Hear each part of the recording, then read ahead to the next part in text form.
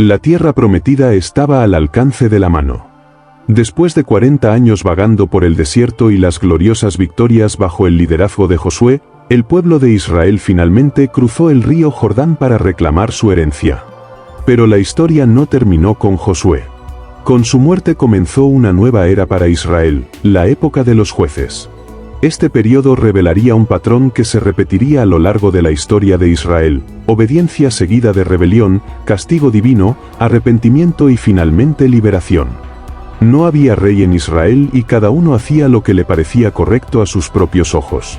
En medio de este caos, Dios levantaría líderes para rescatar a su pueblo una y otra vez.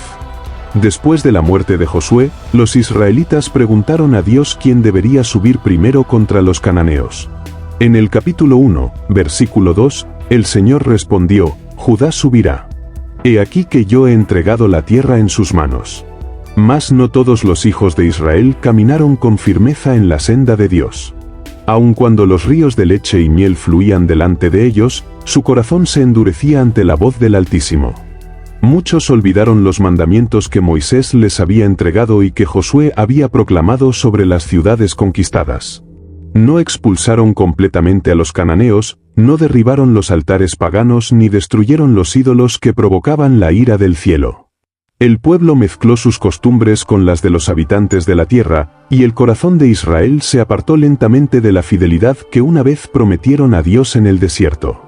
Con la muerte de Josué, el liderazgo fuerte que los había guiado y sostenido desapareció. La obediencia se convirtió en opción, la disciplina se convirtió en recuerdo, y la devoción a Dios se diluyó entre las pasiones del corazón humano. Surgió un vacío de poder, un silencio temeroso que fue llenándose con murmullos de rebelión, idolatría y apostasía. Cada tribu miraba por sí misma, cada hombre decidía lo que parecía justo, y el tejido de la nación se fragmentaba con cada generación que olvidaba la promesa de su Dios. Así comenzó el ciclo del pecado que se repetiría una y otra vez. Israel se apartaba de la senda del Señor, Dios permitía que los enemigos los oprimieran, el pueblo clamaba en angustia y Dios levantaba jueces para librarlos. Primero venía la idolatría, sutil y persistente, como hiedra que crece sobre las murallas de la ciudad, luego la opresión de los pueblos vecinos, quienes aprovechaban la debilidad y la dispersión del pueblo elegido. Y cuando el clamor alcanzaba el cielo, Dios enviaba a un libertador, un juez, cuya fuerza y sabiduría traían alivio temporal, una tregua de paz en la tierra atribulada. Pero la paz era efímera, pues una vez más la memoria de Dios se desvanecía y el ciclo se repetía, una y otra vez, como ola que rompe y regresa con impasible constancia. El temor y la confusión se extendieron entre las tribus de Israel. Algunos recordaban las hazañas de Josué, las ciudades derribadas, la valentía de los hombres que cruzaron el Jordán y tomaron Jericó, pero esas historias se convirtieron en leyendas que no podían sostener la firmeza del presente. Mientras tanto, las generaciones jóvenes crecían sin la autoridad visible de un líder, aprendiendo más de la transgresión que de la fidelidad, más de los dioses ajenos que del Dios que había escuchado sus gritos en el desierto. Cada ciudad, cada valle y cada montaña de Canaán resonaba con la memoria de la obediencia pasada y con la promesa incumplida del Señor. Aún así, en medio de la desobediencia y la confusión, la mano de Dios no se retiró. Aunque el pueblo se dispersaba y olvidaba, la promesa permanecía, y en medio de la anarquía, Dios eligió levantar jueces, hombres y mujeres que se convertirían en instrumentos de justicia y liberación. Ellos serían portadores de la ira y de la misericordia divina, líderes temporales en tiempos de necesidad, guerreros de fe en un mar de inconstancia.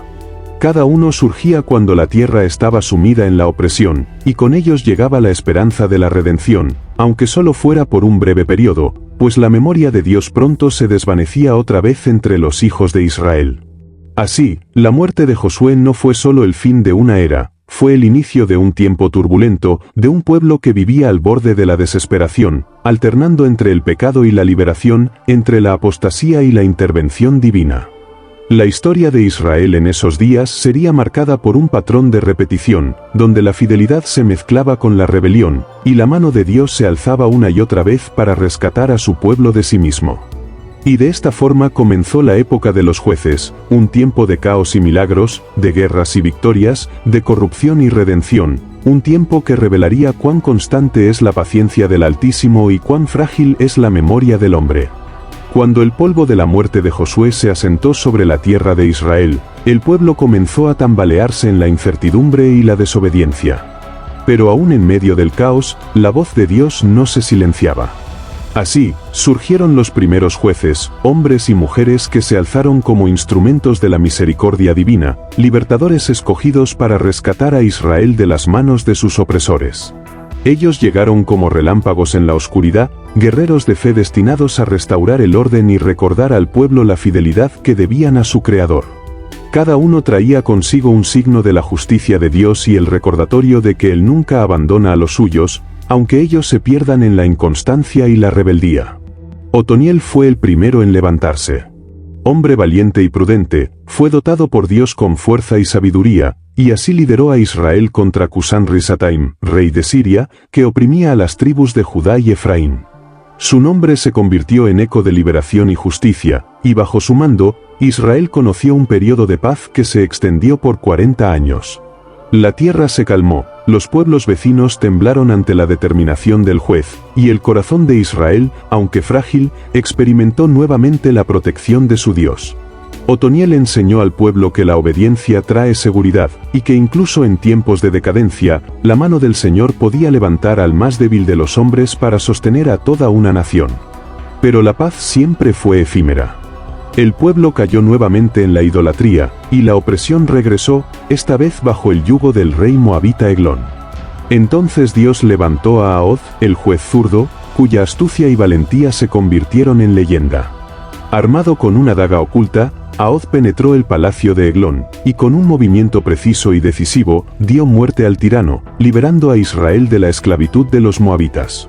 Su victoria no solo trajo libertad, sino que reafirmó al pueblo que la fuerza de Dios puede manifestarse a través de los más inesperados instrumentos, incluso a través de un hombre cuya mano izquierda se convirtió en espada de justicia.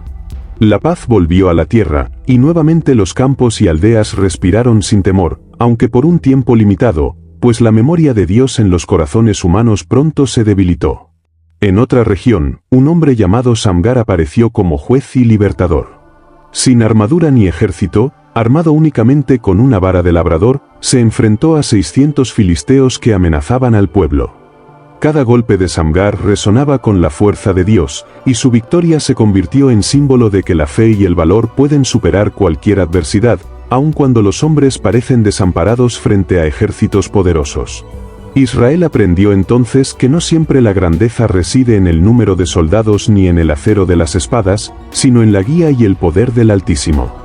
Y entonces surgió Débora, única mujer entre los jueces, profetisa de Dios, sentada bajo la palmera que llevaba su nombre, instruyendo a Israel y dictando justicia con sabiduría divina.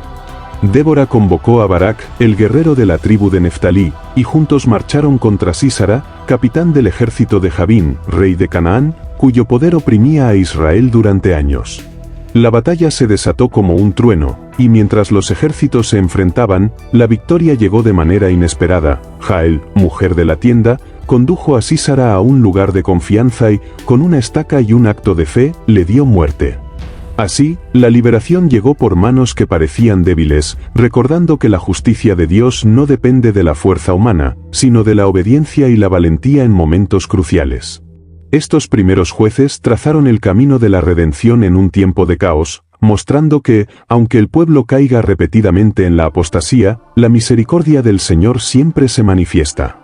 Cada juez surgía cuando Israel estaba al borde de la destrucción, rescatando al pueblo de la esclavitud, devolviendo la paz y dejando enseñanzas de fe y obediencia que, sin embargo, serían olvidadas al poco tiempo.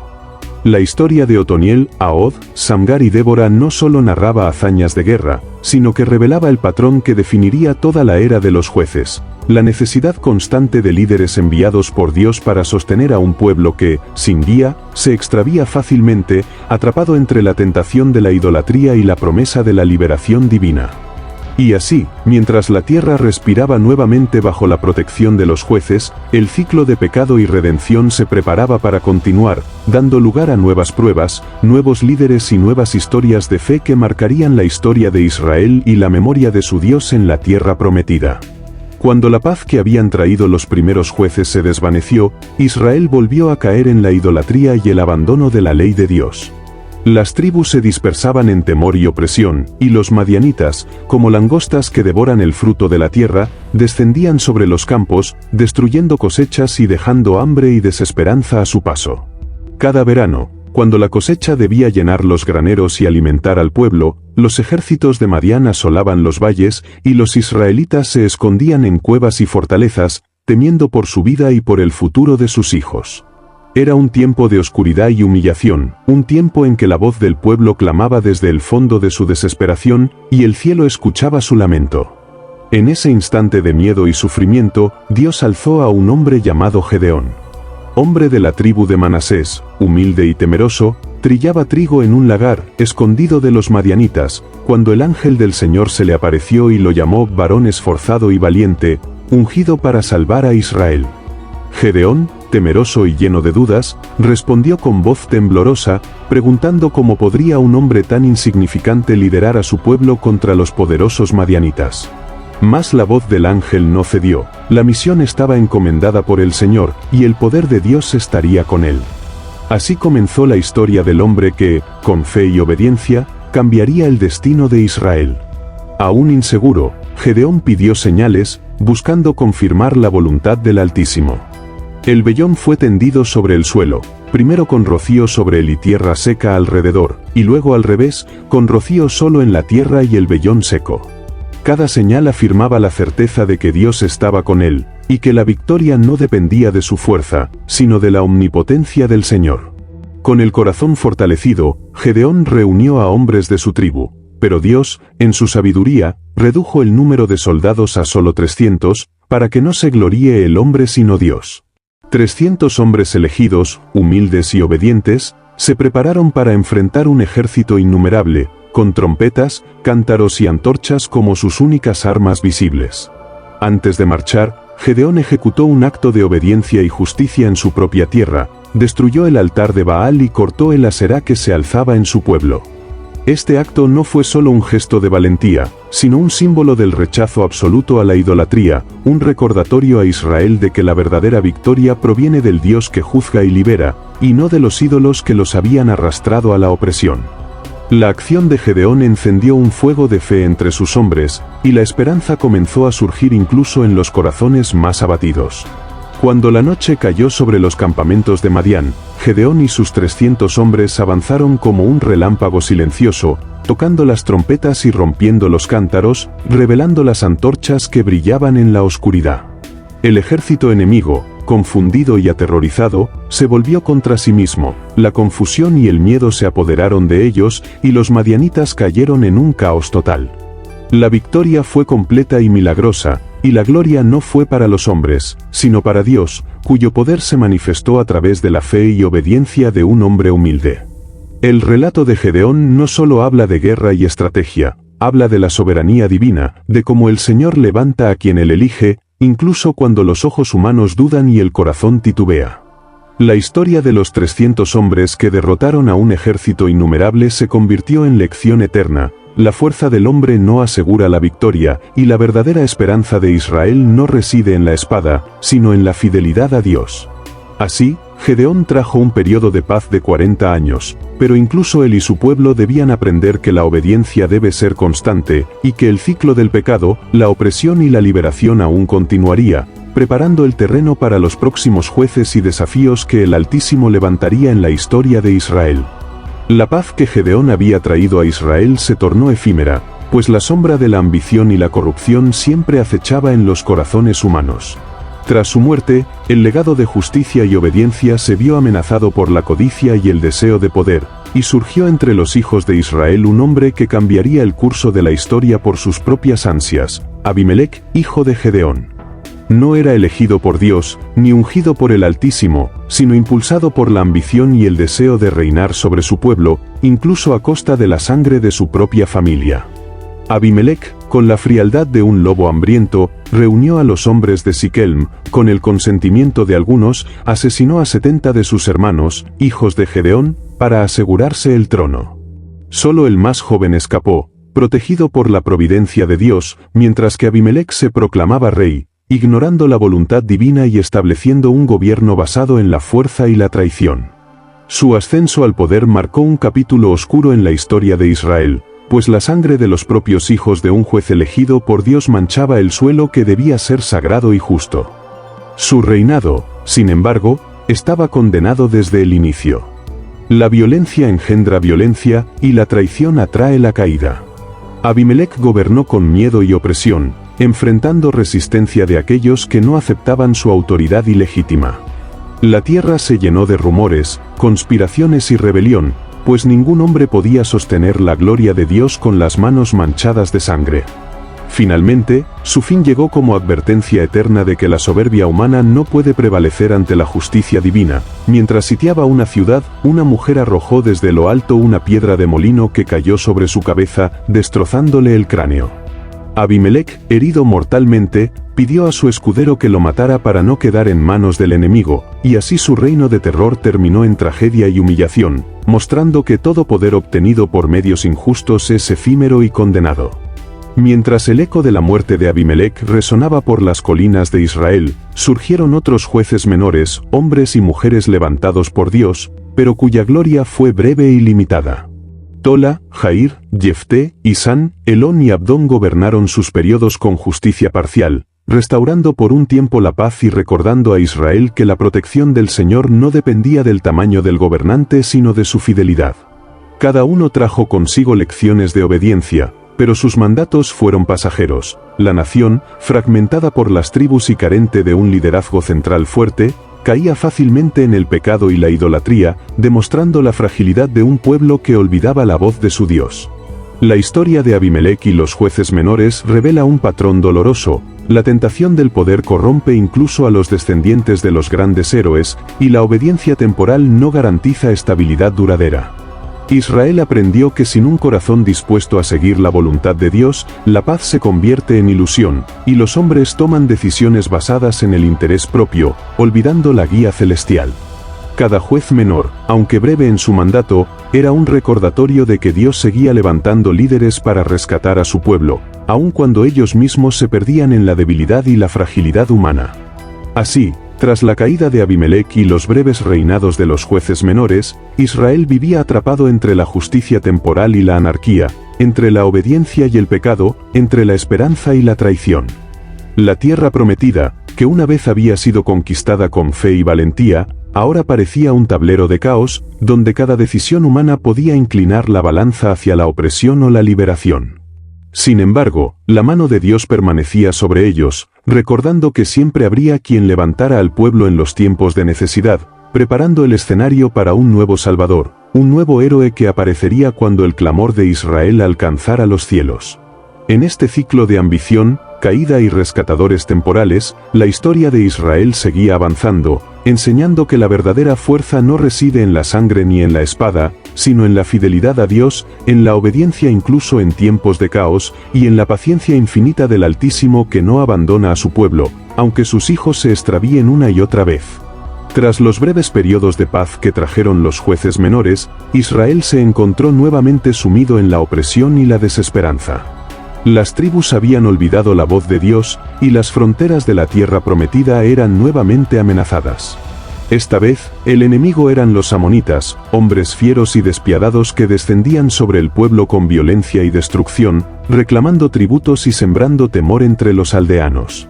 La tierra de Israel, tan fértil y bendecida por Dios, se convirtió en un terreno de miedo, y el clamor de los hijos de Israel se elevó nuevamente desde lo profundo de sus corazones, buscando un libertador que restaurara la esperanza perdida. En medio de esta crisis, Dios levantó a un hombre que parecía, a los ojos de los hombres, inadecuado y despreciado, Jefté, hijo de una prostituta, rechazado por su propia familia y expulsado de su hogar. Sin embargo, el Señor no escoge según la estima humana, sino según la obediencia y el propósito divino. Jefté, un hombre fuerte y valiente, fue llamado por los ancianos de Israel para liderar la batalla contra los amonitas. Aunque cargaba con el desprecio de su pasado, su destino era grande, pues Dios lo había destinado a ser instrumento de liberación en un tiempo de angustia, mostrando al pueblo que la soberanía del Altísimo no se mide por la legitimidad humana, sino por la fe y la obediencia. Antes de marchar al combate, Jefté cometió un acto de imprudencia que marcaría su historia para siempre. Hizo un voto insensato ante el Señor, prometiendo sacrificar como holocausto lo primero que saliera a recibirlo al regresar victorioso. Este voto, nacido del fervor y la ansiedad de un líder temeroso por el destino de su pueblo, no fue meditado ni aconsejado, fue una promesa impulsiva, una expresión de devoción extrema que ignoraba la misericordia y la justicia que Dios deseaba. Así, el destino de su propia familia quedó sellado por un voto mal concebido, y el futuro se tornó oscuro antes de siquiera iniciar la guerra. La batalla contra los amonitas fue encarnizada y violenta. Jefté lideró a los hombres de Israel con valentía y estrategia, y la fuerza de Dios se manifestó a través de su espada y su liderazgo. Los enemigos cayeron, y la victoria fue completa. El pueblo de Israel celebró y alabó a Dios, restaurando temporalmente la paz en la tierra. Sin embargo, cuando Jefté regresó a su hogar, la tragedia aguardaba en la puerta de su casa. La primera en recibirlo fue su hija única, joven e inocente, cuyo encuentro con su padre llenó ambos corazones de un dolor silencioso. El voto había sido sellado por palabras y ahora debía cumplirse en la realidad de la vida. Jefté lloró amargamente, pero no podía retractarse. Su hija, aunque desconsolada, mostró obediencia y fortaleza, aceptando su destino y pidiendo únicamente un tiempo de luto antes de cumplir el voto que su padre había hecho.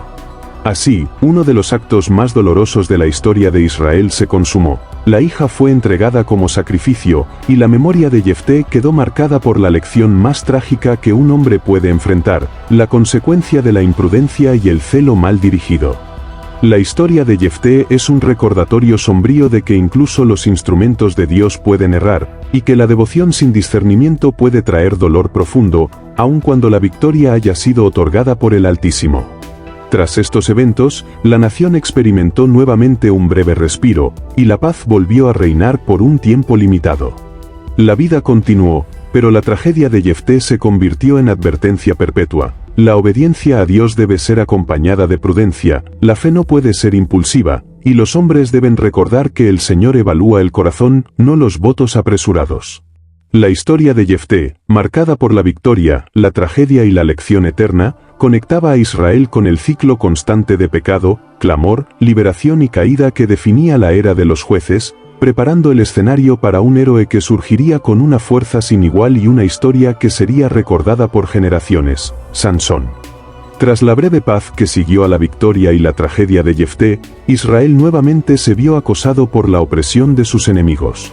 Los filisteos, con su poderío y astucia, dominaban gran parte del territorio, sembrando temor y humillación entre las tribus dispersas. En este tiempo de angustia, Dios se manifestó nuevamente, preparando un hombre destinado a realizar hazañas que solo podrían explicarse por la intervención divina: Sansón, cuyo nacimiento fue anunciado por un ángel a su madre estéril, prometiendo que él sería nazareo desde su concepción, consagrado a Dios para liberar a Israel de la opresión filistea. Desde el principio, su vida estuvo marcada por el propósito divino, por un destino que superaba los límites de la fuerza humana y la comprensión de los hombres. Sansón creció, y con él su fuerza, incomparable y sobrehumana, don que le otorgaba el Señor para llevar a cabo hazañas que ningún guerrero ordinario podría realizar. Su fuerza se convirtió en leyenda, arrancaba puertas y cadenas, vencía enemigos con sus propias manos y aterrorizaba a los filisteos en cada encuentro. Con cada victoria, la fama de Sansón se extendía y el corazón de Israel se llenaba de esperanza, pues veían en él al libertador enviado por Dios, un hombre elegido para cambiar el destino de una nación oprimida y debilitada por la corrupción y la violencia. Sin embargo, la grandeza de Sansón estaba acompañada de una debilidad humana, su corazón se inclinaba ante las mujeres, y allí residía su mayor vulnerabilidad. En particular, Dalila, mujer de astucia y traición, conquistó su afecto y puso en juego todo lo que Dios le había confiado. Sin que Sansón lo advirtiera, Dalila descubrió el secreto de su fuerza. el cabello que nunca había sido cortado, símbolo de su consagración y de la presencia divina en su vida.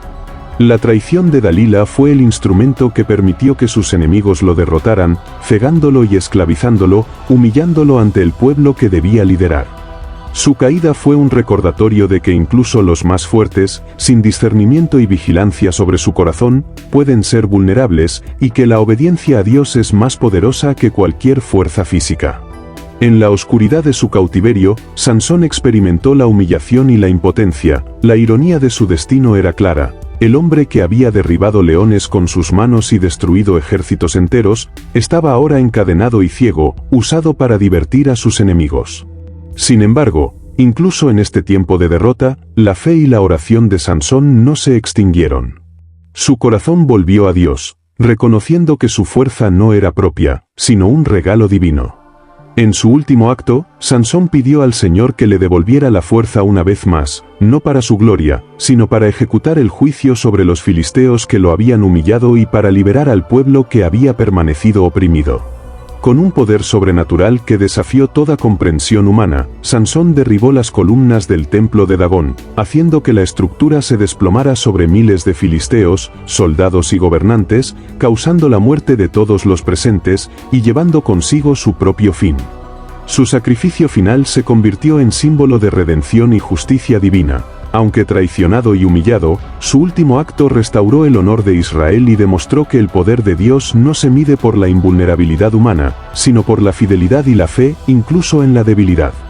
La historia de Sansón enseña que la fuerza sin disciplina ni obediencia es frágil, y que la gloria de los hombres nunca puede compararse con el poder de Dios. Sus hazañas, su caída y su sacrificio final resonaron a través de las generaciones, marcando a Israel con la certeza de que el Altísimo siempre levanta líderes, pero que también prueba su corazón y sus decisiones. Así, el ciclo del pecado, la opresión, el clamor y la liberación continuaba, preparándose para los eventos finales de la época de los jueces, cuando la corrupción y la anarquía alcanzarían su punto más alto y las tribus de Israel se enfrentarían a sí mismas en una historia de violencia y desesperación que estremecería a toda la nación. Mientras la sombra de Sansón se desvanecía, Israel se sumió en un tiempo de corrupción, caos y desesperanza que superaba cualquier opresión anterior. La tierra, rica y prometida, estaba marcada por la decadencia de los corazones humanos, y la idolatría se extendía como un fuego incontrolable. Miqueas, hombre de ambición y engaño, construyó un santuario con ídolos robados, y la tribu de Dan se los arrebató para sí, estableciendo un culto sin orden ni respeto por la ley divina. La justicia se había perdido, y la guía de Dios parecía ignorada por todos, mientras cada hombre hacía lo que bien le parecía, sin temor ni conciencia del juicio que podría caer sobre ellos. Pero la decadencia alcanzó su punto más oscuro en Gibea, cuando un levita y su concubina entraron en la ciudad buscando refugio. La hospitalidad, que debía ser sagrada, fue mancillada por hombres malvados de la tribu de Benjamín, quienes abusaron de la mujer hasta la muerte. Su sangre inocente manchó la tierra y encendió la ira de toda Israel.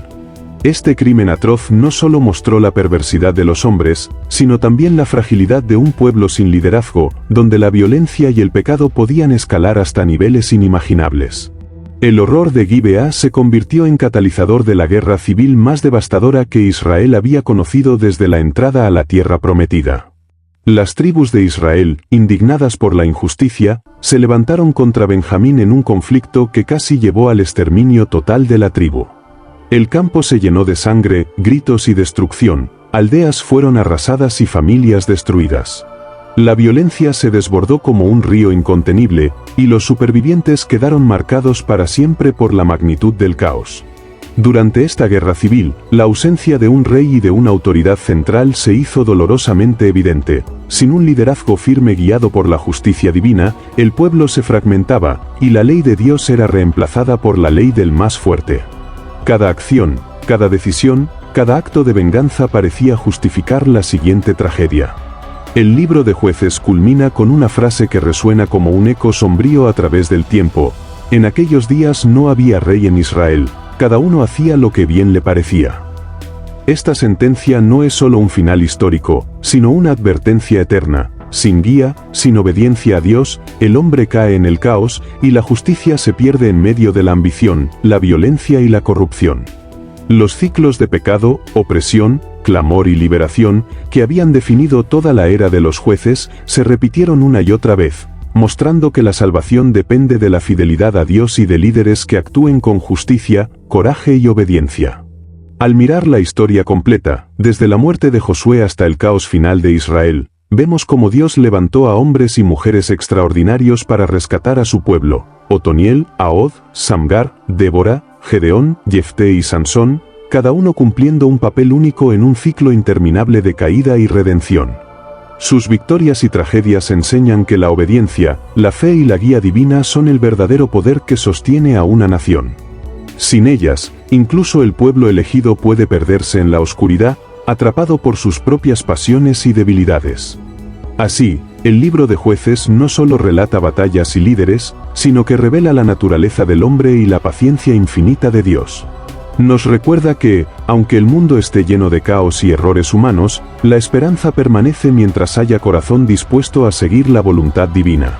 Y es esta historia, llena de héroes, traiciones y lecciones profundas, la que nos inspira a mantenernos firmes en la fe y a aprender de las decisiones de aquellos que nos precedieron.